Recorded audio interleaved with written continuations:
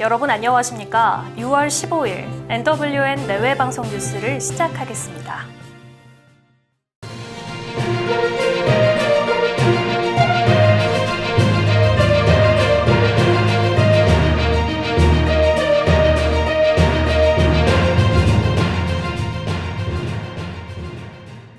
네, 이재명 경기도지사가 꺼낸 기본소득과 박원순 서울시장이 꺼낸 전국민 고용보험을 둘러싼 논쟁이 가열화되고 있습니다.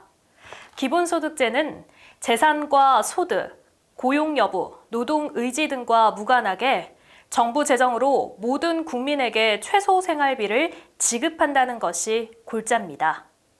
이재명 지사는 기본소득에 대해 가능한 범위에서 시작해 효과를 보고 서서히 확대해야 한다고 주장했습니다. 김종인 미래통합당 비상대책위원장은 근본적 검토가 필요하지만 지속적 포용성장을 위한 각종 제도를 확립해야 한다고 의견을 냈고, 이낙연 더불어민주당 의원은 기본소득제의 취지를 이해한다며 그에 관한 찬반 논의를 환영한다고 목소리를 냈습니다. 반면 박원순 서울시장은 전국민 기본소득보다 전국민 고용보험이 더 필요하다는 입장을 유지하고 있습니다. 이처럼 기본소득제를 둘러싼 논쟁이 확산하는 가운데 홍준표 전 자유한국당 대표는 이에 대해 본질은 사회주의 배급제다. 실시되려면 지금의 복지체계를 전면 재조정해야 한다고 평가했습니다. 기본소득제 도입에 대한 시민들의 생각은 어떨까요? YTN이 전국 18세 이상 남녀 500명을 대상으로 기본소득제 도입에 대한 의견을 조사한 결과 찬성은 48.6%, 반대는 42.8%, 잘 모름은 8.6%인 것으로 나타났습니다. 한편 12일 경기도가 기본소득 시행을 위한 종합계획을 5년마다 수립하고 기본소득제를 추진하는 시군의 재정을 지원할 수 있도록 하는 등 기본소득제 시행 전반에 관한 사항을 규정한 조례안이 도의회 심의 첫 문턱을 넘었습니다. 경기도 기본소득 기본조례안은 이제 본회의로 넘겨졌는데요. 24일 본회의에서 최종 심의될 예정이어서 관심이 주목됩니다. 네, 주말 사이 인터넷 커뮤니티 등을 뜨겁게 달군 사건이 있죠. 바로 공군 황제복무 논란입니다. 한 군인이 청와대 국민청원 게시판에 금천구 공군부대의 비위 행위를 폭로합니다란 글을 올려 세상에 알려진 이번 사건은 많은 이들을 허탈하게 만들었는데요. 황제복무 논란을 일으킨 공군 병사가 금융인프라그룹인 나이스그룹의 부회장인 최모 씨의 아들로 알려졌습니다. 청원글에 따르면 최모 병사가 주말에 빨래를 부대 밖 가족의 비서에게 보내는데 이때 부사관이 매주 빨래를 전달하고 각종 심부름을 한 것으로 밝혀졌습니다. 해당 병사가 전용 생활관을 받아 1인실 생활을 한다는 내용도 포함됐는데요. 이런 특혜를 위해 해당 부사관이 조기 전역한 병사들의 이름을 넣어 허위 문서를 작성했고, 지난 4월 부대 체육대회 중 외출 중 없이 부대를 빠져나가 가족과 불법 면회를 했다는 의혹도 담겼습니다. 군 관계자에 따르면 군은 나이스그룹 부회장 아들인 최모 병사가 근무한 공군 3여단을 대상으로 감찰에 착수했습니다.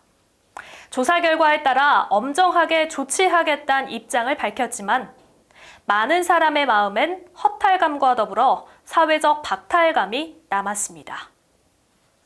6.15 남북 공동선언 20주년을 맞은 오늘 북한 노동신문은 서리빨 치는 보복행동은 계속될 것이라고 수위 높은 발언을 이어갔습니다. 노동신문은 오늘 끝장을 볼 때까지 연속적인 행동으로 보복할 것이란 제목의 정세론 해설을 실어 구체적인 대남 군사 행동에 나설 것임을 거듭 시사했습니다.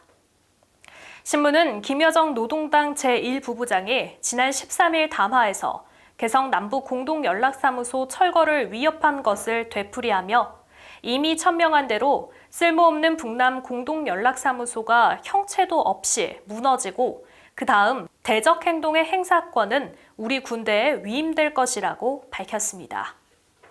이어 무적의 혁명 강구는 격양될 대로 격양된 우리 인민의 원한을 풀어줄 단호한 행동을 개시할 것이라며 군사적 도발이 임박했음을 예고했습니다. 한편 존 셔플 미 국방부 대변인은 김여정 북한 노동당 제1부부장의 군사행동을 사실상 공식화한 것과 관련해 우리는 굳건한 연합 방위태세 유지에 계속 전념하고 있다고 말했습니다. 미 국방부의 이런 입장은 굳건한 연합 방위태세에 대한 미국의 전념을 내세움으로써 북한에 군사적 행동에 나서지 말라고 애둘러 경고했습니다. 미 국방부는 최근 들어 북한 관련 언론 질의에 대체로 반응하지 않았지만 이번엔 북한이 남북연락 채널 단절 실행에 이어 군사적 위협까지 가하자 나름 수위를 조절한 입장을 밝힌 것으로 보입니다. 미 당국의 이런 기류는 북한의 대남 도발로 긴장이 고조될 경우 한반도 정세가 불안해지는 것은 물론 자칫 도널드 트럼프 대통령이 어렵게 만든 비핵화 협상 틀 자체가 흔들리고 북미 관계도 악화할 가능성이 크다는 우려가 반영된 것으로 해석됩니다. 북한의 도발은 오는 11월 대선을 앞둔 트럼프 대통령에게 악재가 될 수 있는데요. 당분간 이런 긴장 상황은 지속될 것으로 전망됩니다. 네, 현재 시간 13일 AP통신과 CNN 방송은 흑인 청년 레이샤드 브룩스가 전날 조지아주 애틀랜타에서 경찰의 체포에 저항하며 몸싸움을 벌이다 경찰이 쏜 총에 맞아 숨졌다고 보도했습니다. 백인 경찰에게 희생된 흑인 남성 조지 플로이드 사망 사건이 미국 전역을 뒤흔든 가운데 경찰이 총격에 비무장 흑인 청년이 숨지는 사건이 또 발생한 것입니다. 도널드 트럼프 미국 대통령은 인종차별 항의 시위 대응을 놓고 자신과 갈등을 빚은 군을 다독이는 태도를 보였습니다. 석 달여 만에 대규모 유세 일정도 하필 노예 해방 기념일에 하느냐는 비판을 수용해 날짜를 옮겼는데요. 11월 대선을 앞두고 악화하는 여론에 신경을 쓰는 모습입니다. 한편 유럽에서 인종차별 항의 집회에 반발하는 움직임이 일기 시작했습니다. 영국에서 극 우파들이 인종차별 반대 시위대를 비난하는 시위를 열었고 프랑스에서 시위 진압 시 경찰의 인종차별 행위를 엄단하겠다는 정부 방침에 불만을 품은 경찰관들이 수갑을 내던지며 집단행동을 벌였습니다. 흑인 사망 시위를 둘러싼 양극의 입장이 극명해지는 가운데 미국과 유럽 등에서 일부 시민들이 아시아인들에게 코로나19를 전파했다며 무차별한 폭언과 폭행을 자행하고 있습니다. 아시아인 차별과 플로이드의 죽음으로 인한 흑인 인종차별까지 코로나 사태 속에서 유색인종 차별에 대한 저항의 목소리가 세계적으로 커지는 상황입니다. 수백 년 동안 사회 전반에 깔려있던 차별적 요소들을 향한 변화가 시급한 때입니다. 날이 더워지며 마스크를 쓰지 않는 사람들이 종종 보이는데요. 이런 사람들에게 경종을 울리는 연구 결과가 나왔습니다. 마스크 착용이 코로나19 감염을 예방하는 가장 효과적 방법이라는 연구 결과가 나온 건데요.